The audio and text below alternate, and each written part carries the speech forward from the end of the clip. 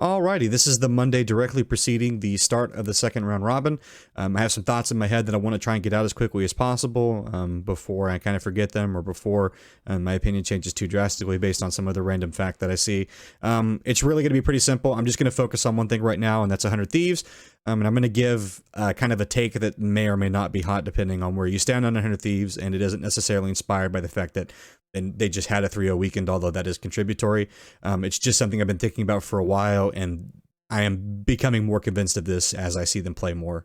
And that take is pretty simple. I think 100 Thieves are going to win the summer split in LCS, and they're probably going to be the North American first seed representative at Worlds.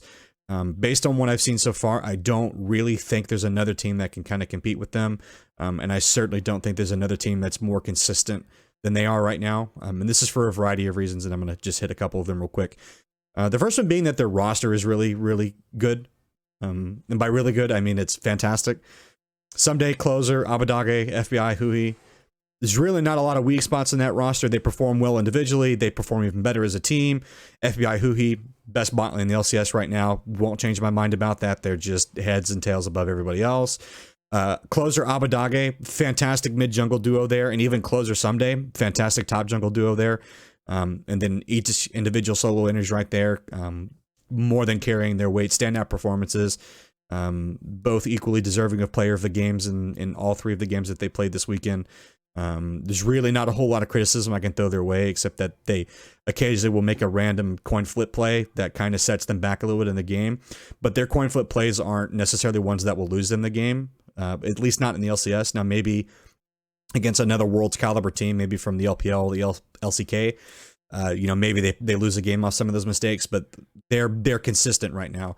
And I think that leads into the second point, which makes them really strong, which is their coaching. Ordinarily, 100 Thieves have always had pretty good rosters, at least top 3, top 4 team roster minimum. Is usually where they stand, but I think that this year what is separating them is the fact that they have a top-notch coach that is sort of pushing them the rest of the distance to where they need to not be making mistakes or losing consistency towards end of splits that ordinarily might cost them a run or might get them in trouble in the finals. Specifically referencing 2018 when they played TL and 100 Thieves were supposed to be this hot team going in, and they were in some people's eyes the favorites to win the whole thing, and then got smashed by Team Liquid in a very quick series, and people were scratching their heads, and a lot of that was due to the fact that they just A, weren't prepared, and B, had just kind of gotten sloppy, and as a result of that they were punished by TL, who was playing slow, methodical, and had better coaching. But this year, especially in the summer split, that's obviously been less of a problem. Now that they have Reaper, they're much more consistent and much better at closing out games in commanding fashion. They don't make as many coin flippy plays as they used to, and the ones that they do aren't necessarily game endable. They can be worked around and the damage can be minimized, which I think is a credit to Reaper's coaching style, and that he has captured what makes his team good, which is that they're a very active team. They play for their early game, transition their leads very well into the mid game, and then have no problem closing it out quickly. They team fight well. Individually, they're great. They're improving some of their laning mistakes that were kind of glaring, getting better across the board, and they're more patient now, so they don't necessarily force things that they would ordinarily force before, which would get them a lot of trouble. Now they let plays develop, they let a little bit of time sit between taking objectives, which I think is partially due to the meta right now with the way dragons and stuff work, so there's more time between objectives, but they play smart, they play around that, and they're showing that they have what it takes to repeat this week after week, and so it's not just a flash in the pan, only happens once or twice thing. And I think that's largely why they're going to win the LCS Summer. I also think that part of the reason that they're going to win is because they don't have a strong competitor.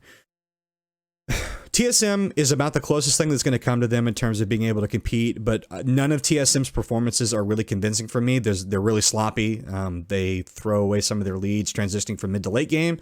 They lose team fights when they really shouldn't, and then they overforce plays that shouldn't be forced at all. If you want examples of that, every game that they played this weekend, it was honestly a tragedy. Cloud9, not looking like the team that we sent to MSI. Not looking like the team, the team that we sent before MSI. Cloud9 prior to MSI looked like they were going to be a contender and looked like they were going to be pretty good. A lot of people were confident, like, oh man, we're sending Cloud9 to MSI, and if they do really good there, we'll have a really strong representative coming out of summer. And then they bombed at MSI, and they have not been good in summer split at all. That team, even though they have both confusingly benched Zen and then brought Sven and then brought him back on, probably won't see signs of improvement for a couple more weeks. That kind of damage, having lost its energy and lost that tempo going into summer, just kind of doesn't get fixed immediately, especially after you're exhausted from MSI.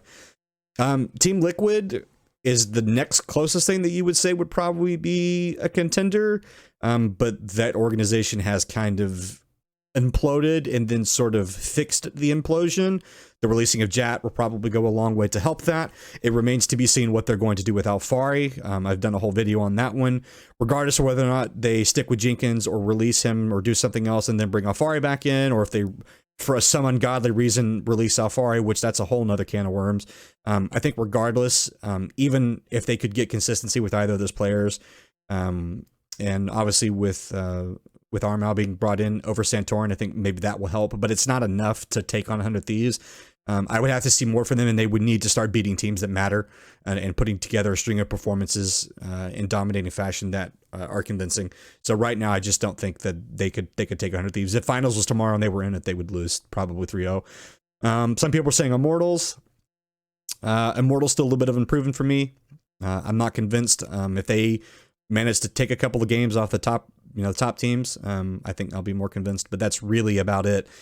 So I think that 100 Thieves just doesn't have suitable competition right now, which may hurt them. If they do, in fact, end up winning Summer Split and going to Worlds, they will not have had suitable competition that will prepare them for Worlds.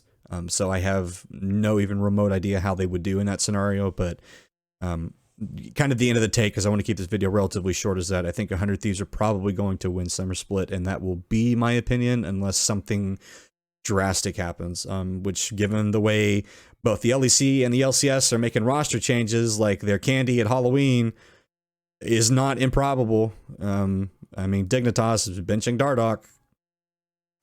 Okay, if that's how you want to do that, but that's a separate video. So anyways, that's my thought on the 100 Thieves things, and I'll be doing some other videos on Dignitas and the whole Team Liquid thing if and when they post a statement about the Alfari eventually returning thing. But yeah, TLDR, 100 Thieves probably going to win Summer Split. So